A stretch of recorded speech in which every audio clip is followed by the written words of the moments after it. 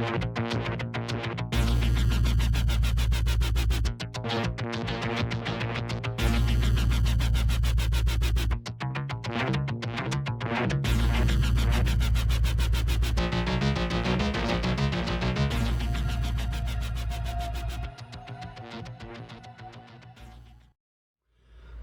guys, and welcome back to the 5R Show. I'm your host, and this is Raymond's Robots, Reviews, Repairs, and Restorations. And as you can see, I have in front of me today, not a Zylmex, this is a Motormax. That's right. The company that had purchased Zylmex continued to do their work for them, selling Zylmex castings as Motormax. I am not the one that knows the most about this, but my buddy over at Nou Noú Nico, I'll have his link down in the description below, he knows quite a bit about this stuff. But today's review is actually not of an F-15 either. Okay, so before we get started into that, I'd like to show you the packaging for this Motormax. To start off, at the very top of the box, it says Sentoki Kara Ryokakuki Made, which means from military vehicles, military airplanes, to civilian vehicles, civilian aerial vehicles. In other words, what they're saying with this is that the Skyflight is the aerial vehicle line for these old Zylmex toys, which were now bought out by Motormax. They are now made in China, as you can see down there. I'm not sure what KRS stands for, but Skyflights. In the back, of course, if you can see very clearly, there's the Motormax logo. Now, unfortunately, this box itself has no particular information except that this might actually be from the mid-90s.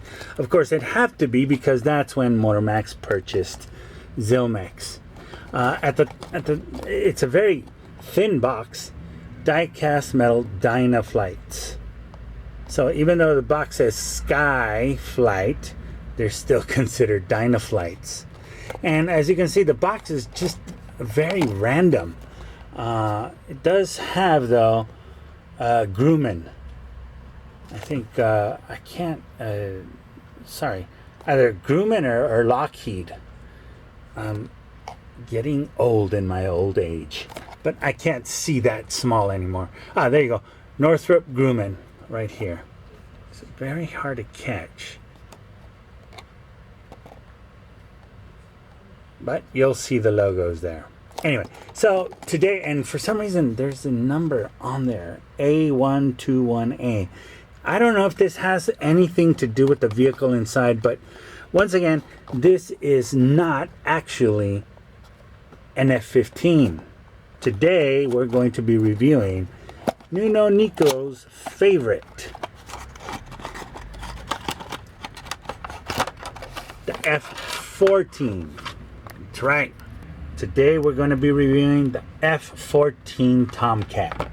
Now again, the box is very thin, and I don't understand the packaging choice, but I kind of do. It comes with a box bubble tray, and that's it. Nothing else.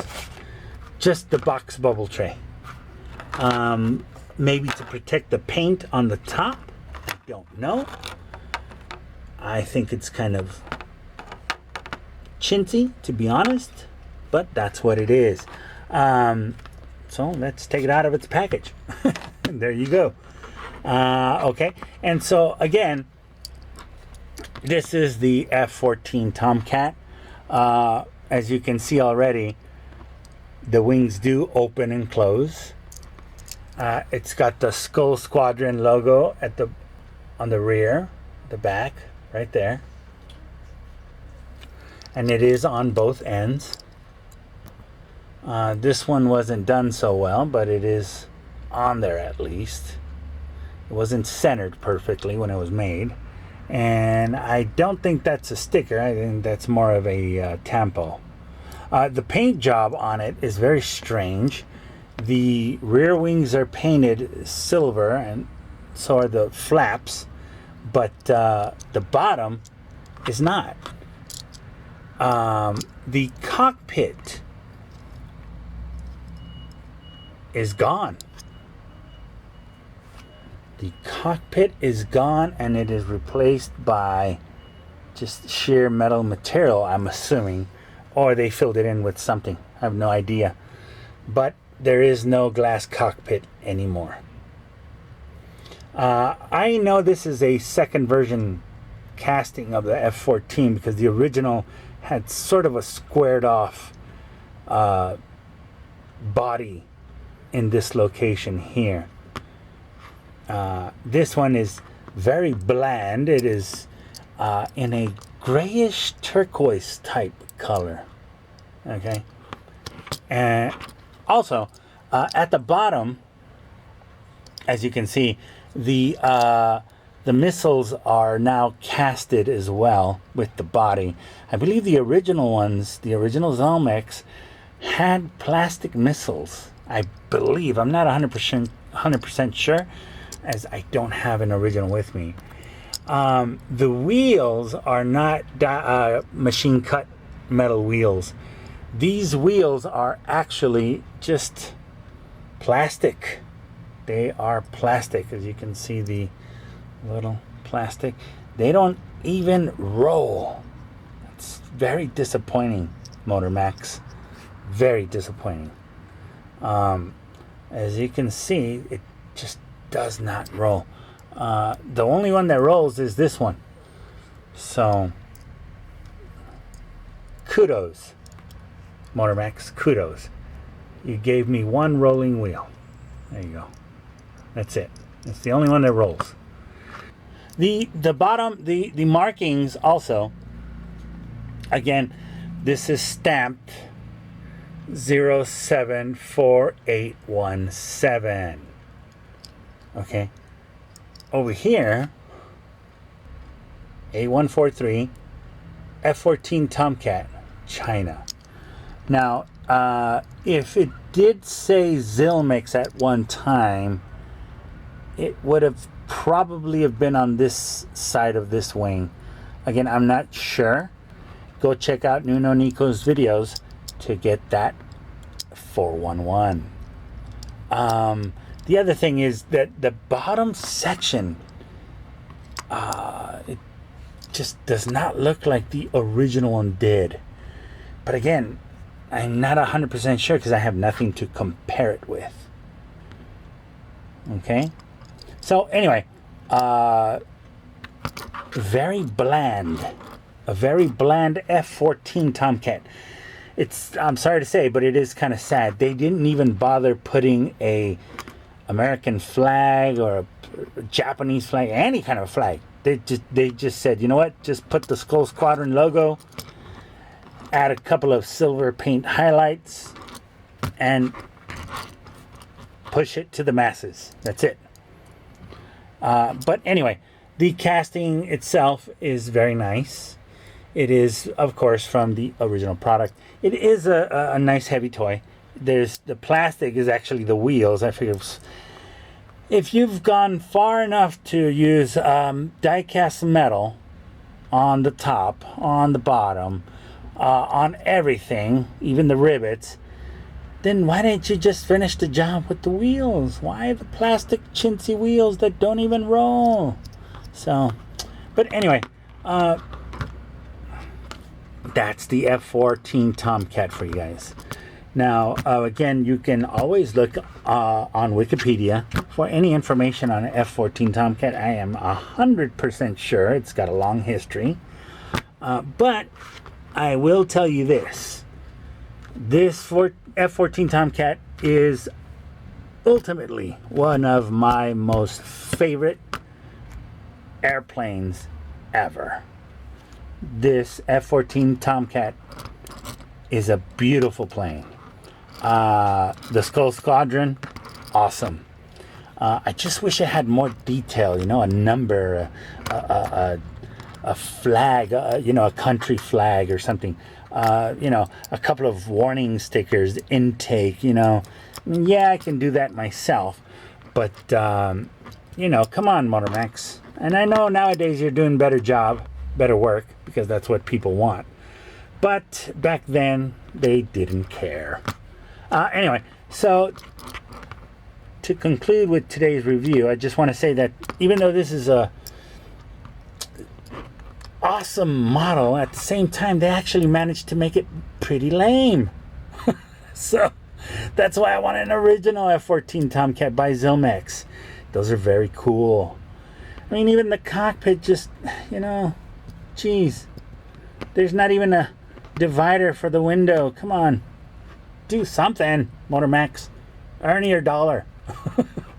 Okay, so anyway, again, the F-14 Tomcat, one of my favorite examples in film was a movie known as The Final Countdown, where a American aircraft carrier goes through a time travel portal. They are transported back to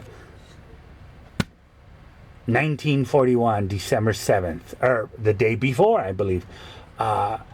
They have the ability to prevent the Japanese from attacking Pearl Harbor. And you'll have to watch the movie to see what happens, because I am not going to spoil it for you. But I know that you will enjoy it. I believe Kirk Douglas is in that movie, and I did enjoy that movie quite a bit. I thought it was a great piece of 70s film with, I believe it's late 70s, but with sci-fi mixed with reality. Of course, they had to film it on a real aircraft carrier with real F-14 Tomcats. And so that movie does give you a sort of a look inside of a F-14 Tomcat. So that movie is a really good one in my opinion. You should check it out. Have fun with it. Get a big bucket of popcorn. Take a look at it. Again, F-14 Tomcats. Very awesome jets. Well, I'm a big Transformer fan, and so of course Jetfire, which is based off an F-14 Tomcat, is one of my favorite Transformers. So again, the F-14 Tomcat. Thank you very much for coming to today's show. I hope you enjoyed this review of the Motormax F-14 Tomcat. And with this one, you won't have to worry about the propeller or cockpit flying away. So, thank you very much. As always, if you're not subscribed to this channel, please subscribe. Share, like, dislike, whatever you like. Leave a comment down below. Thank you for coming to the 5R show. Thank you for watching. And I will see you guys on the next episode of the 5R show. God bless. Stay safe. Be healthy and happy. Take care. Thank you. Bye.